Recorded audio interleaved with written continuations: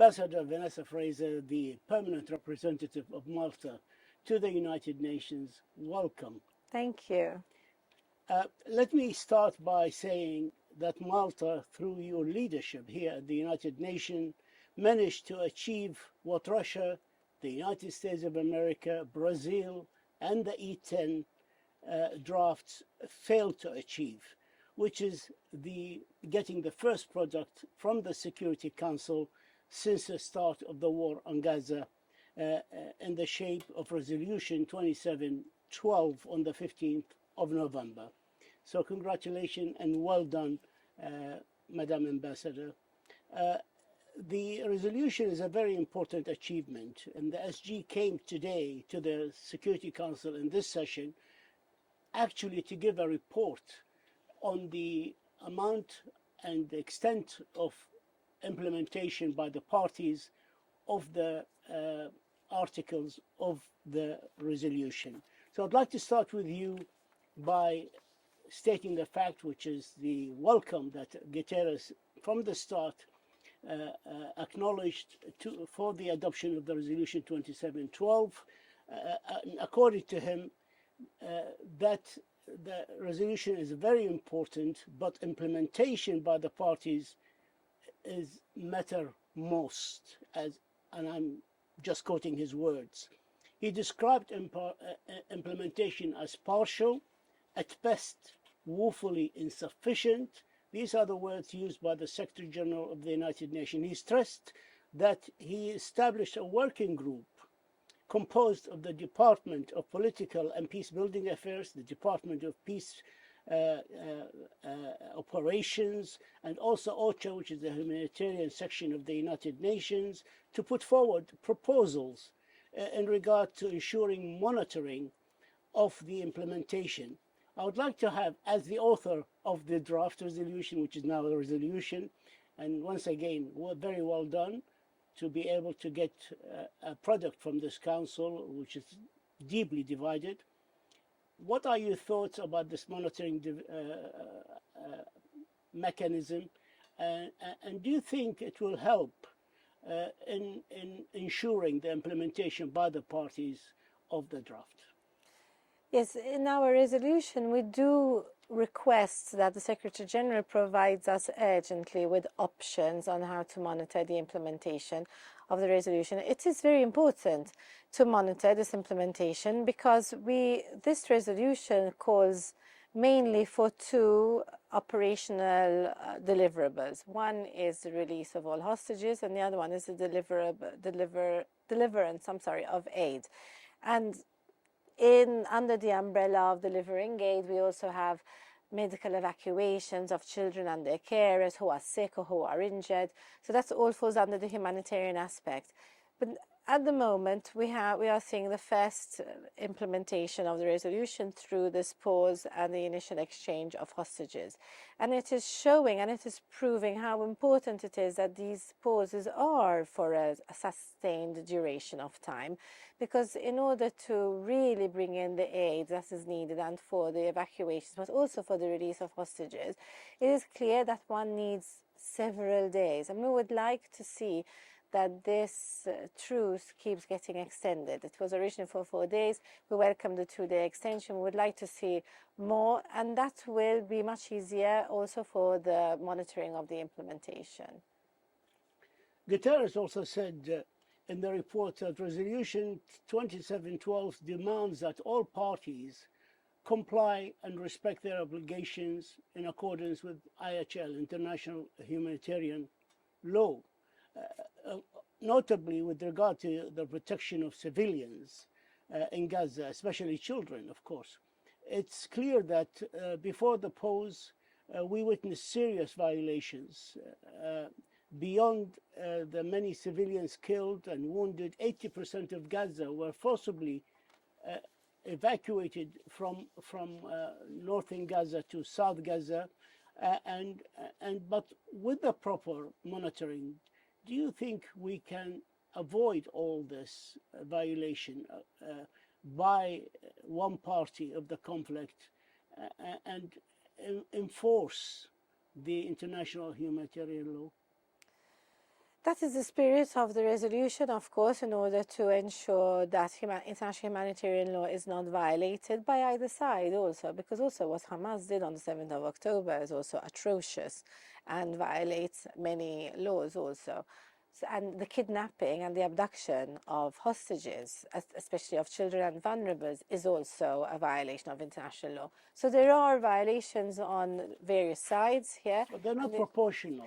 They're not proportionate, no, but they also cannot be equated either. There are different actions. We see them as all actions being bad and all actions violating the law, and one does not equate to the other.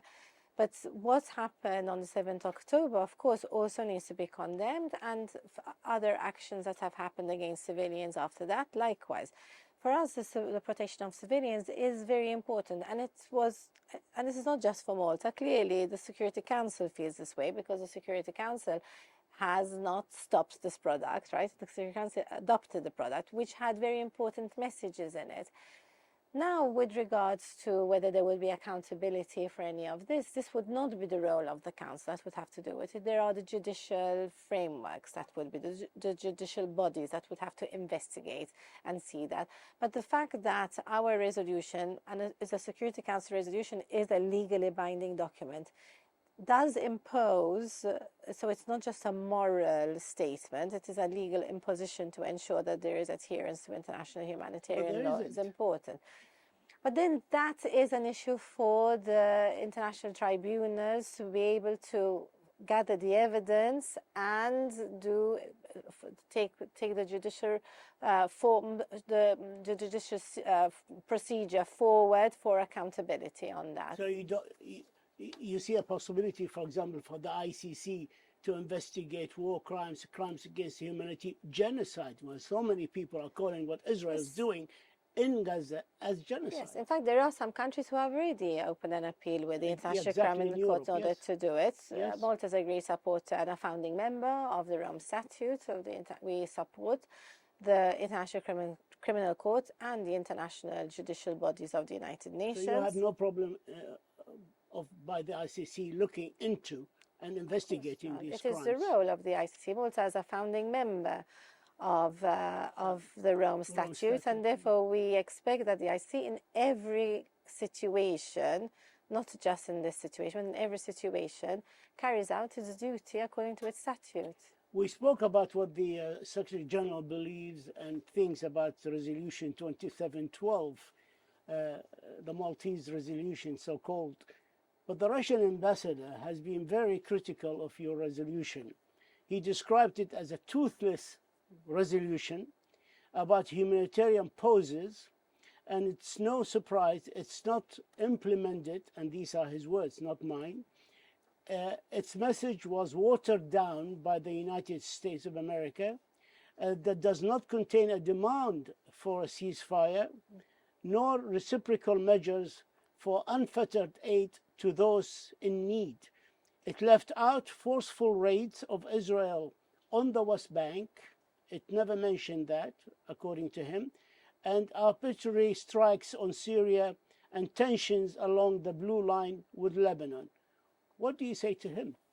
Actually, I welcome the criticism by the Russian ambassador. I really do not think that it undervalues the value of our resolution. I think the very value of the resolution is the fact that not everybody was happy with this. In fact, I think every member can find something that they would have liked to have seen. But this is a lot. It's true, and we had said when we were negotiating this resolution that it was going to be focused very specifically on the humanitarian needs, most especially of children, and therefore this is why it does not address the others. We also said that it was a step, and therefore there should be other steps. And we would welcome an initiative by the Russians if they wish to think that there should be resolutions to address other issues. But this resolution managed to pass because it was very, very focused on the specific humanitarian needs of the children of the ground. The humanitarian poses. The Secretary General welcomed the extensions of the humanitarian poses, but the Palestinian Foreign Minister, Riyad al-Maliki, he said they must be transferred into a permanent ceasefire. They don't want poses and the resumption of the war, but they want a continuous ceasefire. And I asked the same question actually to the foreign minister of Saudi Arabia, and he said he is cautiously optimistic, he sees a glimmer of hope. He couldn't say he's optimistic. How do you feel from your contacts and from looking very deeply on this matter? What are the chances of having a continuous ceasefire in Gaza? Well, we said in our statement that we too would like to see that, definitely. We would like to see the continuation of the extension of this truce, and we would like to see all hostages being released. But in our resolution, the release of hostages and the delivery of humanitarian aid are not conditional to each other. And this was very purposely written in this way, because once all hostages are released, it should be able to provide the continued delivery of pauses. This is why there are two separate actions which could happen simultaneously as what is happening now, but should not be conditional on one or the other. So we hope, and I think that as the truce continues to be extended as it has now, it will be very difficult for us, I think, for the members of the Security Council, and also for leaders around the world and for the general public around the world, to accept a resumption of hostilities. I think it will be very difficult. The Secretary General also said that Gaza needs an immediate and sustained increase in humanitarian aid, including food, water and fuel, and blankets, medicines and healthcare supplies. He also said that the measures of success is not in the number of trucks passing Rafah, but in the amount of aid, humanitarian aid, being actually delivered to the people in need. Your remarks, you mentioned that the World Health Organization statement, the WHO, states that more people will die due to disease and that immediate action is needed.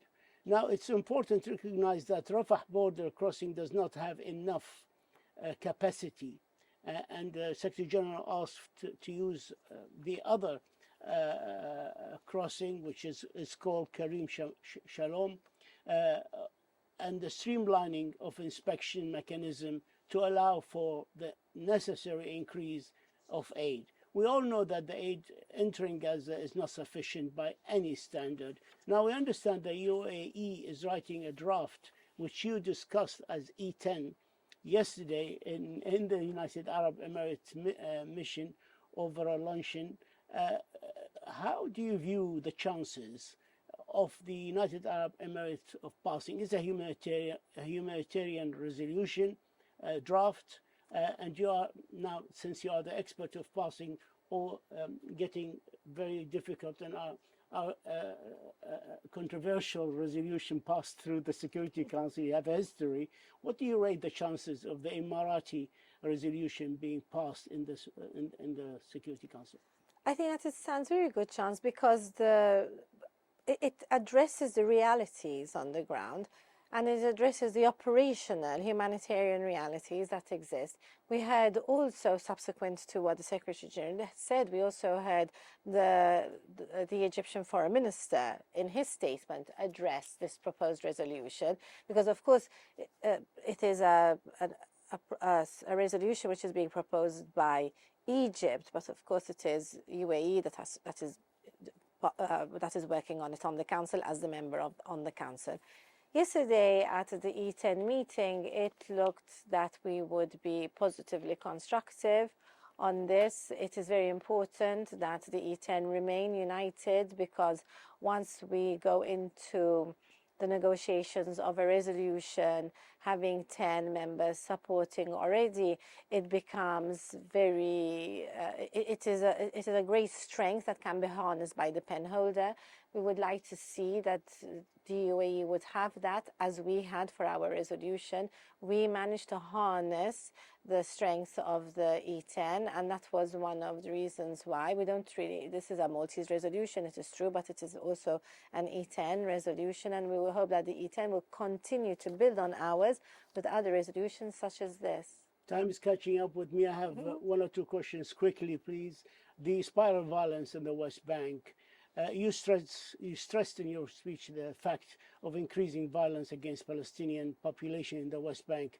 Is the Security Council completely incapable of guaranteeing the security of these Palestinians in the West Bank living under the occupation? It really hasn't been addressed. Today was probably the first time that it has been mentioned in our statements, because it is something relatively new, and this is the first meeting where we have a mandated meeting on the Palestinian question. The briefers mentioned. The briefers had mentioned, and so also did many of the member states in their individual statements. And it is very important, the declaration made by the US, that they will be considering sanctions against Israeli settlers who conduct any of the violence.